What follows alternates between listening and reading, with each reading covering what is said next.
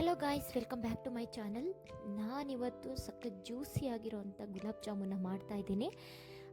ಇಷ್ಟು ಚೆನ್ನಾಗಿ ಬಂದಿದೆ, ಒಂದು ಸ್ವಲ್ಪನೂ ಒಡೆದಿಲ್ಲ. ತುಂಬ ಸಾಫ್ಟಾಗಿ, ತುಂಬ ಸಖತ್ತಾಗಿ, ಟೇಸ್ಟಿಯಾಗಿ, ಸ್ವೀಟಾಗಿ ಚೆನ್ನಾಗಿತ್ತು. ನೀವು ಕೂಡ ಮನೇಲಿ ಮಾಡಿ ಟ್ರೈ ಮಾಡಿ. ಬನ್ನಿ ಗೈಸ್, ಯಾವ ಥರ ಮಾಡೋದು ಅಂತ ತಿಳ್ಕೊಳ್ಳೋಣ. ಮೊದಲಿಗೆ ನಾನಿಲ್ಲಿ GRB ಗುಲಾಬ್ ಜಾಮೂನ್ ಪೌಡ್ರನ್ನ ತೊಗೊಂಡಿದ್ದೀನಿ. ಇದರಲ್ಲಿ ನಾನು ಒಂದು 10 ಆಗೋಷ್ಟು ಮಾಡ್ಕೊತೀನಿ. ಒಂದು 10 ಗುಲಾಬ್ ಜಾಮೂನ್ ಆಗೋಷ್ಟು ಮಾಡ್ಕೊತಾ ಇದ್ದೀನಿ. ಸೊ ನಾನು ಇಷ್ಟ ಹಾಕ್ಕೊತಾ ಇದ್ದೀನಿ. ಒಂದು ಬೌಲ್ಗೆ ಗುಲಾಬ್ ಜಾಮೂನ್ ಪೌಡರ್ನ ಹಾಕೋತಾ ಇದ್ದೀನಿ. ಇದಕ್ಕೆ ಸ್ವಲ್ಪನೇ ನೀರು ಹಾಕ್ಕೊಂಡು ನೀಟಾಗಿ ಕಲಿಸ್ಕೊಬೇಕು. ತುಂಬ ಜಾಸ್ತಿ ತೆಳುವು ಕಲಿಸ್ಕೋಬಾರ್ದು, ಸ್ವಲ್ಪ ದಿಂಗೆ ಇರಬೇಕು. ನೋಡಿ ಎಷ್ಟು ವಾಟರ್ ತೊಗೊಂಡಿದ್ದೀನಿ ಅಂತ. ಇಷ್ಟು ವಾಟರ್ ತೊಗೊಂಡಿದ್ದೀನಿ. ಅರ್ಧ ಲೋಟದಲ್ಲಿ ಪೂರ್ತಿ ಹಾಕೊಳ್ಳಲ್ಲ, ಸ್ವಲ್ಪ ಹಾಕ್ಕೊಬೇಕು. ಸ್ವಲ್ಪ ದಿಂಗೆನೇ ಕಲಿಸ್ಕೊಬೇಕು. ತುಂಬ ತೆಳ್ಳಗೂ ಕಲಿಸ್ಕೋಬಾರ್ದು, ತುಂಬ ಗಟ್ಟಿಯಾಗೂ ತುಂಬ ಕಲಿಸ್ಕೋಬಾರ್ದು. ಒಂದು ಮೀಡಿಯಮಲ್ಲಿ ಈ ಥರ ಕಲಿಸ್ಕೊಬೇಕು. ಕೆಲವರು ಹಾಲು ಹಾಕ್ಕೊತಾರೆ. ಹಾಲು ಹಾಕೋಬಾರ್ದು, ಚೆನ್ನಾಗಿರಲ್ಲ, ಒಡೆದೋಗುವಂಥ ಚಾನ್ಸಸ್ ಇರುತ್ತೆ. ನಾವು ಪಾನಕದೊಳಗೆ ಹಾಕಿದಾಗ ಒಡೆದೋಗುವಂಥ ಚಾನ್ಸಸ್ ಇರುತ್ತೆ. ಸೊ ವಾಟರಲ್ಲೇ ನಾವು ಕಲಿಸ್ಕೊಬೇಕು. ಇದನ್ನು ನೀಟಾಗಿ ಈ ಥರ ಕಲಿಸ್ಕೊಬೇಕು. ನೋಡಿ, ನಾನು ಸ್ವಲ್ಪ ನೀರು ಹಾಕ್ಕೊಬೇಕು. ಇದಕ್ಕೆ ಸ್ವಲ್ಪ ನೀರು ಹಾಕ್ಕೊಂಡು ಕಲಿಸ್ಕೊತಾ ಇದ್ದೀನಿ.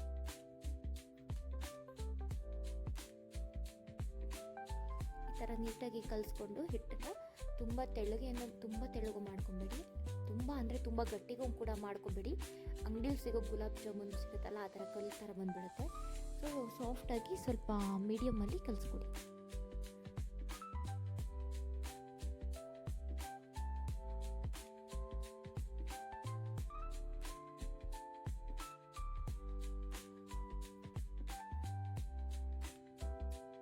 ಈ ಥರ ಕಲಿಸ್ಕೊಬೇಕು. ಈ ಥರ ಕಲಿಸ್ಕೊಂಡಾದ್ಮೇಲೆ ಅದನ್ನು ಚೆನ್ನಾಗಿ ನಾದ್ಕೋಬೇಕು. ಹಿಟ್ಟನ್ನು ಚೆನ್ನಾಗಿ ನಾದಿದಷ್ಟು ಚೆನ್ನಾಗಿ ಬರುತ್ತೆ.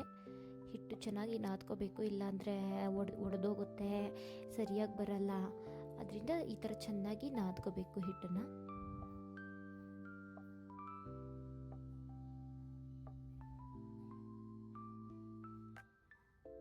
ನೋಡಿ ಯಾವ ಥರ ಮಾಡ್ಕೊಂಡಿದ್ದೀನಿ ಅಂತ. ಈ ಕನ್ಸಿಸ್ಟೆನ್ಸಿಯಲ್ಲಿ ಮಾಡ್ಕೊಬೇಕು. ನೋಡಿ, ಇದನ್ನು ಹಾಗೇ ಒಂದು 10 ನಿಮಿಷ ಬಿಡಬೇಕು.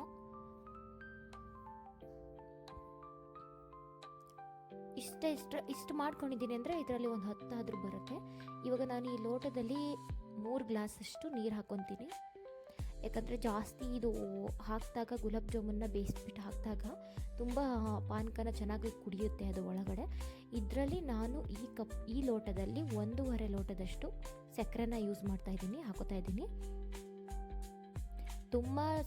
ನಮಗೆ ತುಂಬ ಸ್ವೀಟ್ ಬೇಕು ಅಂದರೆ ಇನ್ನೂ 2 ಲೋಟನೇ ಹಾಕೊಬೋದು. ನಿಮಗೆ ಸ್ವಲ್ಪ ಸ್ವೀಟ್ ಕಡಿಮೆ ಬೇಕಾಗಿರೋದ್ರಿಂದ 1.5 ಲೋಟದಷ್ಟು ಹಾಕ್ಕೊಂಡಿದ್ದೀನಿ. ಇದಕ್ಕೆ 2 ಏಲಕ್ಕಿನ ಹಾಕ್ಕೊತೀನಿ, ಟೇಸ್ಟು ಚೆನ್ನಾಗಿರುತ್ತೆ. ಯಾಕಂದರೆ ಕಡಿಮೆ ಮಾಡ್ತಾ ಇರೋದ್ರಿಂದ 2 ಹಾಕ್ಕೊತಾ ಇದ್ದೀನಿ. ಜಾಸ್ತಿ ಮಾಡ್ಕೊಂಡಿದ್ರೆ ಒಂದು 3-4 ಹಾಕ್ಕೊಬೇಕಾಗಿತ್ತು. ಇವಾಗ ಹಾಕಿ ಚೆನ್ನಾಗಿ ಇದನ್ನು ಕುದಿಸ್ಬೇಕು. ತುಂಬ ಪಾನಕ ಬರೋಷ್ಟು ಕುದಿಸೋಕೆ ಹೋಗ್ಬೇಡಿ, ಸ್ವಲ್ಪ ಕುದಿಸಿದ್ರೆ ಸಾಕು. ಈ ಪಾನಕ ಅಂದರೆ ಈ ಸಕ್ಕರೆ ಎಲ್ಲ ನುಂದೋಗೋ ಲೆವೆಲ್ಗೆ ಕಾಯಿಸ್ಕೊಂಡ್ರೆ ಸಾಕು. ಎಳೆ ಬರೋಷ್ಟು ಕಾಯಿಸ್ಕೊಳ್ಳೋಕೆ ಹೋಗ್ಬೇಡಿ. ಗುಲಾಬ್ ಜಾಮೂನ್ಗೆ ಅಷ್ಟೇ ಸಾಕು ಅಷ್ಟೇ. ಇವಾಗ ಕುದೀತಾ ಇದೆ ಇದು.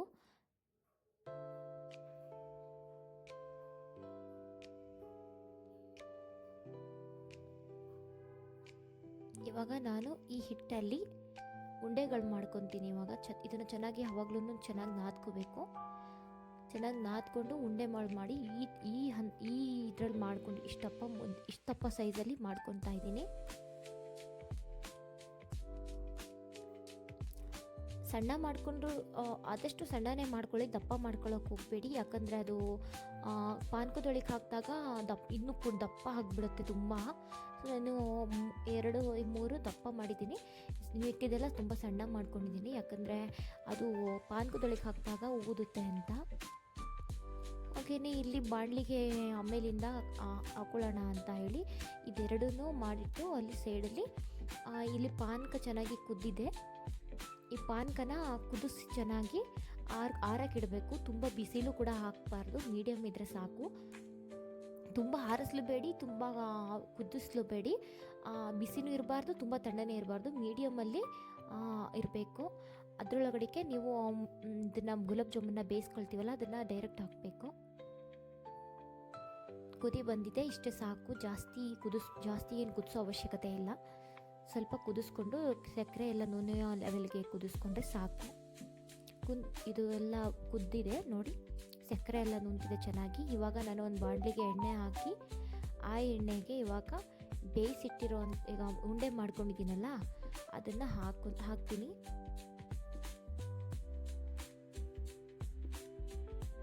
ಇಲ್ಲಿ ಕಾದಿದೆಯೋ ಇಲ್ವೋ ಅಂತ ನೋಡೋಕ್ಕೆ ಒಂದು ಸಣ್ಣ ಪುಟಾಣಿ ಉಂಡೆನ ಹಾಕಿದ್ದೆ.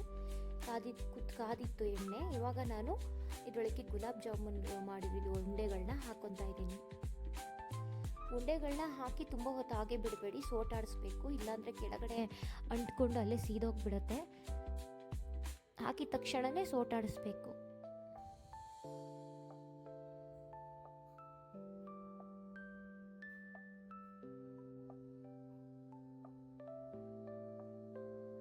ಈ ಥರ ಸೋಟಾಡಿಸ್ಕೊಂಡು ಕಂದು ಬಣ್ಣ ಬರೋದಂತಲೂ ಬೇಯಿಸ್ಕೊಳ್ಳಿ. ಒಳಗಡೆ ಎಲ್ಲ ಆ ಕಂದು ಬಣ್ಣ ಬಂದ ತಕ್ಷಣವೇ ತೆಗಿಯೋಕ್ಕೆ ಹೋಗ್ಬೇಡಿ, ಒಳಗಡೆ ಎಲ್ಲ ಬೆಂದಿರಲ್ಲ, ಕಲ್ ಥರ ಇರುತ್ತೆ. ಆಮೇಲೆ ತಿನ್ನೋವಾಗ ಏನೋ ಒಂದು ಹಿಟ್ಟನ್ನೇ ತಿನ್ನೋ ಥರ ಫೀಲ್ ಆಗ್ತಾ ಇರುತ್ತೆ, ಚೆನ್ನಾಗಿರಲ್ಲ. ನೋಡಿ ಈ ಥರ ಕಲರ್ ಬಂದಿದೆ. ಫುಲ್ ಕಂದು ಬಣ್ಣ ಬರಬೇಕು, ಆ ಥರ ಬೇಯಿಸ್ಕೊಬೇಕು. ಒಳಗಡೆ ಎಲ್ಲ ಚೆನ್ನಾಗಿ ಬೇಯಬೇಕು, ಇಲ್ಲಾಂದರೆ ಅದು ಒಳಗಡೆ ಎಲ್ಲ ಹಿಟ್ಟಿಟ್ಟು ಥರನೇ ಇರುತ್ತೆ. ಇವಾಗ ಬೆಂದಿದೆ, ಇದನ್ನು ತೆಗೆದು ಡೈರೆಕ್ಟಾಗಿ ನಾನು ಪಾನಕದೊಳಗಡೆ ಹಾಕ್ತಾಯಿದ್ದೀನಿ. ಪಾನಕನೂ ಕೂಡ ಒಂದು ಮೀಡಿಯಮ್ಮಾಗಿ ಆರಿತ್ತು, ಅದರೊಳಗೆ ಹಾಕಿದ್ದೀನಿ. ಇವಾಗ ನೋಡಿ ಎಲ್ಲ ಇನ್ನೂ ಸ್ವಲ್ಪ ಮಿಕ್ಕಿದ ಉಂಡೆಗಳನ್ನ ಬೇಯಿಸ್ಬಿಟ್ಟು ಇದರೊಳಗಡೆ ಹಾಕಿದ್ದೀನಿ. ಇವಾಗ ಇದನ್ನು ಒಂದು 20 ಮಿನಿಟ್ಸ್ ಆದರೂ ಬಿಡಬೇಕು. 20 ಮಿನಿಟ್ಸ್ ಆದಮೇಲೆ ಈ ಥರ ನೀರನ್ನ ಚೆನ್ನಾಗಿ ಕುಡ್ಕೊಂಡಿರುತ್ತೆ. ಈಗ ನೋಡಿ ಜ್ಯೂಸಿಯಾಗಿ ಎಷ್ಟು ಚೆನ್ನಾಗಿದೆ ಅಂತ. ಈ ಥರ ನೀವು ಕೂಡ ಮನೇಲಿ ಟ್ರೈ ಮಾಡಿ ನೋಡಿ, ತುಂಬ ಅಂದರೆ ತುಂಬ ಚೆನ್ನಾಗಿರುತ್ತೆ. 20ರಿಂದ 25 ನಿಮಿಷ ಬಿಡಲೇಬೇಕು. 20ರಿಂದ 25 ನಿಮಿಷ ಬಿಟ್ಟರೆ ಈ ಥರ ಜ್ಯೂಸಿಯಾಗಿರೋಂಥ ಗುಲಾಬ್ ಜಾಮೂನ ಮಾಡ್ಕೊಬೋದು ಮನೆಯಲ್ಲಿ. ಯಾರಾದ್ರೂ ಗೆಸ್ಟ್ ಬಂದಾಗ್ಲೂ ಕೂಡ ಆದಷ್ಟು ಬೇಗ ಪ್ರಿಪೇರ್ ಮಾಡ್ಕೊಬೋದು.